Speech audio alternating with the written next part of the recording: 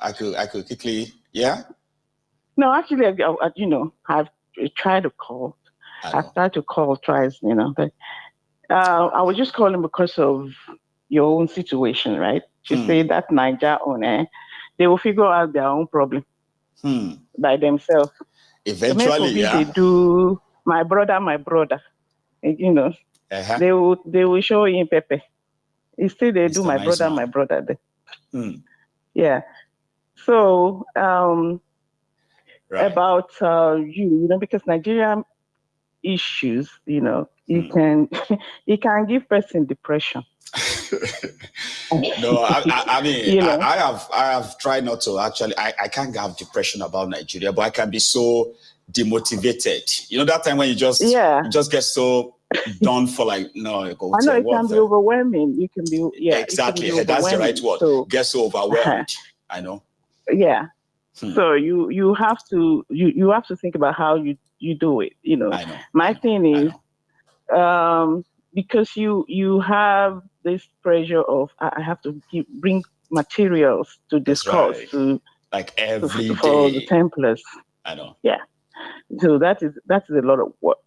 So my own suggestion is, since it is analysis that you're doing, really, it's not like news channel that breaking news or something like that. So I know. if you can bring it down to like maybe 4 times a week, and discuss other topics that is the Nigerian political stuff. You understand what I mean? Right. And maybe make 1 or 2 days like open mic. You just open the mic and let people, come and talk about whatever, that you've been discussing. So that gives you like a couple of days of relief that you don't have to go and search for what to talk about. And, then it can just be people calling and you discuss, that's it, And then also, because, you have a lot of intelligent people on this channel. I believe. And they're calling. They call in too, and because we hear what people's opinions and people's analysis of stuff. You have quite a few. Possible, and also you need to. Have you thought about taking adverts? Because you have to pay your bills. Too, actually. But you have to pay. There's nothing wrong with you taking adverts. You just have to be very careful about the people you advertise for. Like especially from Nigeria. If it's coming from Nigeria, all this real estate stuff, you don't want to involve yourself in things that could lead to your followers being scammed. Yeah, validate scam, which you have to start doing later. Yeah. My fans. Or people so sorry. Or people coming to come and sell some investment scheme or some, things like that. You want to avoid that. But other things, if all those companies, and I'm sure they would have been quickly, my lady. Yeah. Let me come in. I already adopted that your suggestion, right? Because like you said, we are all humans, okay? So sometimes every now and then when your system is probably tired, can't take it, you don't force it. And you know what I do? I am somebody who has to be like at least near 100% mentally alerted when I come onto my Egun's Diary Political, right? So what I do most is that I am so used to this, I don't have problem doing what I do. You see the part where I said, you just get a little bit overwhelmed. That's natural. And I think a lot of us actually suffers that too. Like you are advising me now that, you know what, talk about something else and all that stuff, right? You see, what drives this old My Egun's Diary Political before issue of money and all that start coming into it, right? Was because people need everyday awakening. It seems it's not yet probably giving us what we want, right? Our people are those who, from my own findings, right, is that we need to remember what is wrong with us. We need to be seeing it. We need to, and to do that, it's got to be like, everyday watering. But the time when I feel like, I'm tired, I always take my break. Sometimes I take the break like 2 days in a row. You know, sometimes you come back here to check on my ego and it's not here, unannounced. Well, I'll still take a look at that your advice, even though it's going to make me more lazier. Maybe lazier is good too, you know. I mean, everything is not always about gritty. Like I say, you get a strong man. Maybe lazy sometimes is good. Yeah. Yeah. I'll look into it, man. Sometimes you just have to rest. You know, just like somebody once told me. He said, anybody who give up, now them F up. Do you understand? Which means don't ever, Baba, don't give up. Oh. You must. I said, well, Baba, see, come, my brother, come. Not be everything that they say, I know they give up. Sometimes you need to give up so that you can see clearly. Yeah. And you can start afresh. It's not giving up. It's not really giving up. You get that? Like you just kind of you take it back. Hey, you take it back, sit a bit and say, you know what?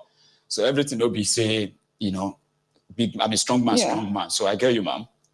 I'll work on it. Yeah. You can still come and not like present new material. That's what I'm saying. I know. But there's always your mic so and let your people come in and we used to do this our people's parliament as well. You see, when I call for people's parliament, it's also my own indirect kind of like a break, but at the same time still filling in the gap. Maybe you need to do that more often. You know, but I'll work on it. Just as a relief.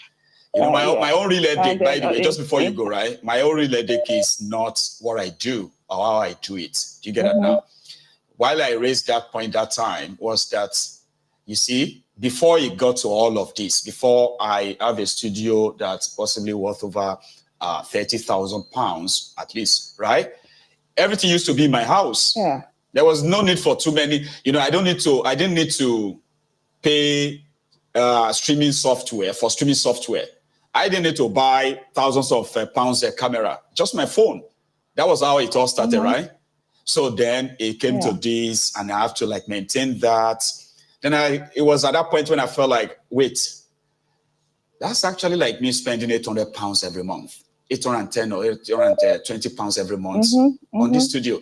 And you know me now, like, I don't know, anybody can, I wanted to say as an Ijebu man, but anybody can think that too, right? When you be like, okay, this 800 pounds, now it's going to go to like 1,100 pounds every month extra to what you normally, sure you get. Wait, if I probably just pack everything, go back, I can't even pack everything back to my house anymore. My house can't take any of this anyway. So it was just like an expression to say, oh, wait, if I choose to go back to my house, right, I could be saving 1,000 pounds every month that could go into, sure you get. So it's a thought. But at the same time, it's not like I was going to do it right away. Sure you get. But thank you. Yeah. I'll work on both. The income from your streaming, the income from the videos, you know, it's not regular.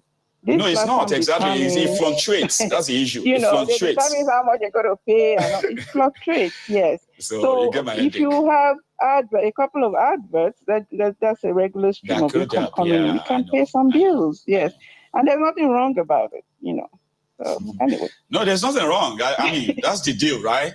And listen, like I said, right, if, you know, one of my viewers who actually reached out, you know, sent me money for his own support. And his message was like, bro, you are doing great, but please do whatever is best for your family. And I get that. That's an advice somebody who lives in this part of the world will advise you, right? Listen, if anything you do is going to affect your family, please do what is right. You get? Yeah. But wow, I'll do what is right. But for now, I don't think it's out of hand. I was just a little bit kind of like, so it's going to cost me that much to run this place, and I could do with any. It's a lot of money. It's a lot of money. It's a lot of money. You know, presently I spend like about 1,000. I'm sorry, about 11,000 pounds. That's more like $14,000 a year to run this place. So that's a lot of money. It is. Yeah. So now, if it's going to go up to like somewhere around $15,000, I should feel concerned. If my revenue is not, I should feel concerned. Yeah, if it's not coming, regularly. Yes. Thank you so much for your concern, though. Right? Let me take another one. You're welcome. All right, ma'am. All right. You have a good morning. Okay. So it's brilliant. Thank you so much, everyone who is reaching out. And I have to be honest, right? In the last few days that I mentioned this, people have actually reached out to me, and I can say, let me see. 270, 16. Tina, I saw your message too. So I've probably gotten about 400 pounds so far. I'm just trying to add them now. So yeah, I could do with anything. What have you? Any little help. So thank you. I don't know if okay, yeah, I have another caller though. Here, hello. Hello, Mayavan. Good morning. Good morning, ma'am. How are you? I'm good. How are you? I'm very well. Thanks for asking. So I'm sorry for keeping you waiting though. No, you're good. Beautiful. Mayavan, I'm not really a good orator like older. We struggle. We have a lot in our heads, but we struggle. So I'll be also needing your help. Oh, okay. Let's now see what. So Yeah, please, ma'am. Go on. All right. So I want to roll back the conversation a little bit.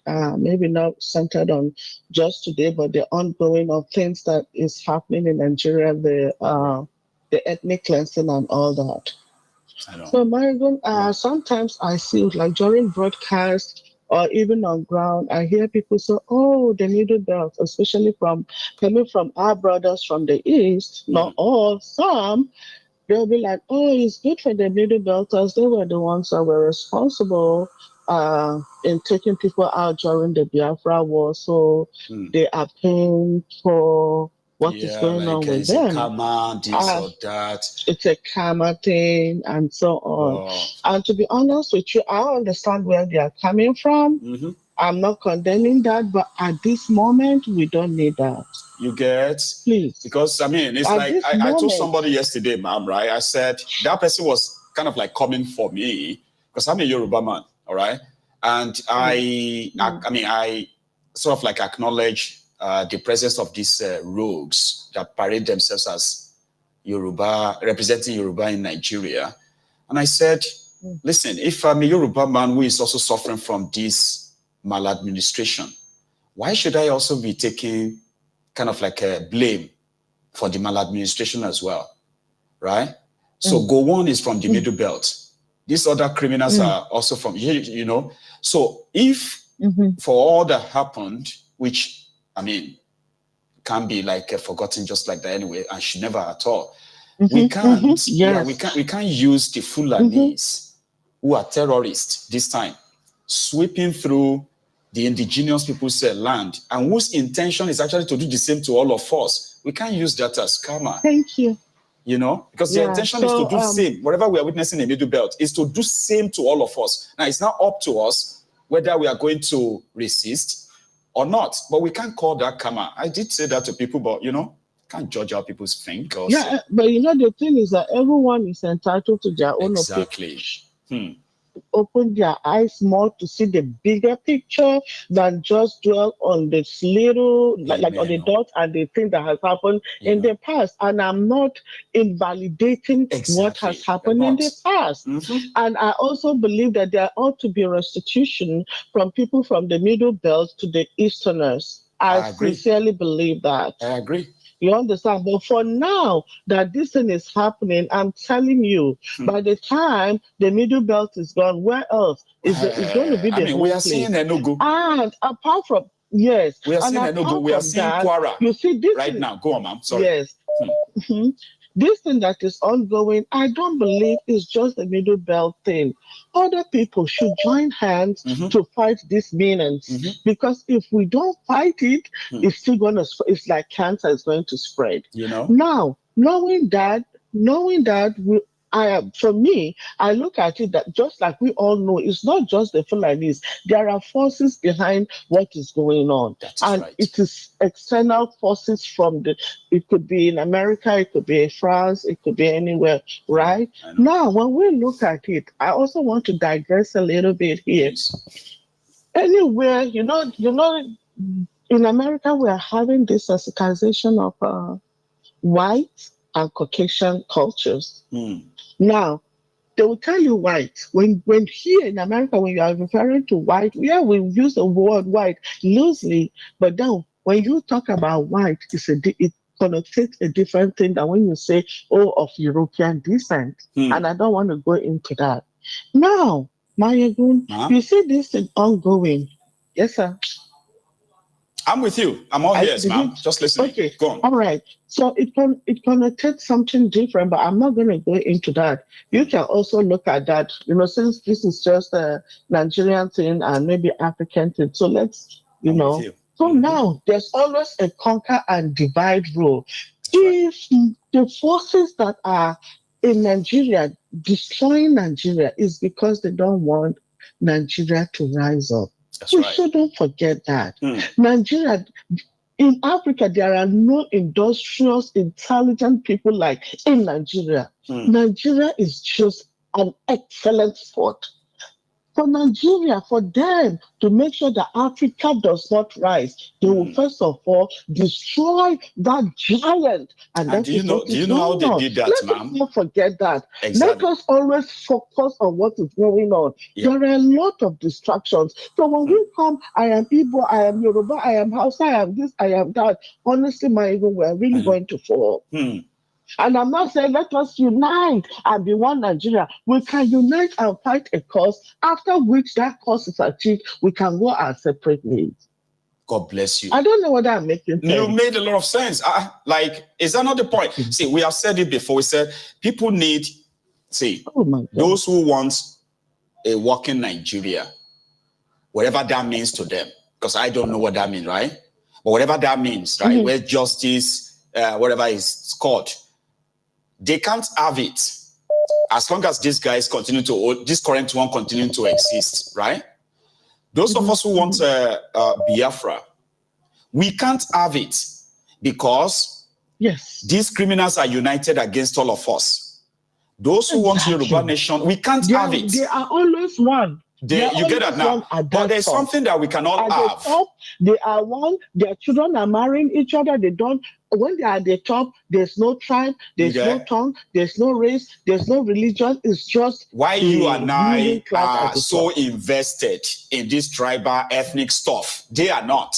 Now, if we manage to unite on one thing, and that is recognizing them as our common enemy, the main base for our division, the main reason why you want Biafra, I want Yoruba nation, others want this, others want that. So what I mean is that when you unite to get rid of them, now respectfully, all those interests can be addressed, agreements can be reached, and all interests can be protected. And if everybody says, you know what, let's still be Nigeria under these arrangements, fine.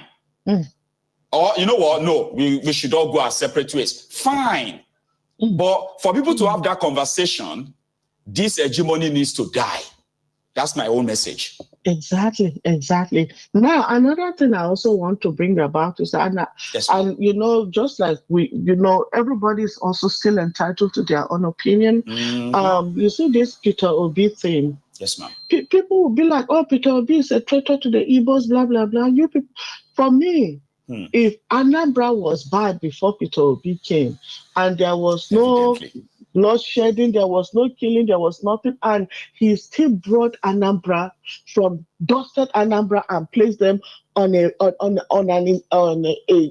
beautiful not just spot national, in Nigeria. International map when it comes to education. Thank you. Yeah, I'm just saying it. You understand? Yes, loosely. What do you think that Peter Obi cannot do? Peter Obi cannot come out and tell you people that if I'm a president, I'll do this, I'll do that. Let me tell you something. I am 100% obedient. Oh, bless you. Said, I am anti-obedient. So, the thing is like this man cannot come and tell people that this is what I want to do. Look at the way that man moves. So people be like, oh, he's what do they call him? He's a hypocrite, he's a pretender, he's a this. No. An intelligent man will not tell you that this is what I'm going to do, but once he gets there, everybody will feel it. And he's not going to do it in such a way that any blood will shed. Or in impunity, with impunity, that your right to be impugned upon and all that stuff. No. We never know, though. All this good stuff, all these things, with a system so rotten that people's votes don't count, ma'am, we will never know. That's what I'm saying. I'm not saying, oh, maybe, and you see that coalition, if Peter Obi loves himself, he shouldn't go to coalition with anybody. You see that thing that happened to Wike? they're gonna do it. So you have similar you have similar feeling, right? Because I did. The last time I spoke about that, I said from few feelers here and there, right? It's believed that their coalition is just about him, and it is to cut him off before election proper. They will mess. And if you make any move to leave them, they will say it's a desperate person. Yes, the way they treated Wike is what they are going. That is how they are going to treat Obi. And you see how Wike became. He has become a menace to them. Oh no. You see what Wike is doing? That is what they have done to him. And I don't think Peter Obi will be that mean like Wike. So it's better for him not to even join the coalition or anything like that. And then lastly, Marvin, I know I've taken a lot of time. Well, you have the floor. You see, okay, Marvin, lastly, you see I want to contribute, but if I tell you something, you will laugh. I am, how will I say it? I am stingy with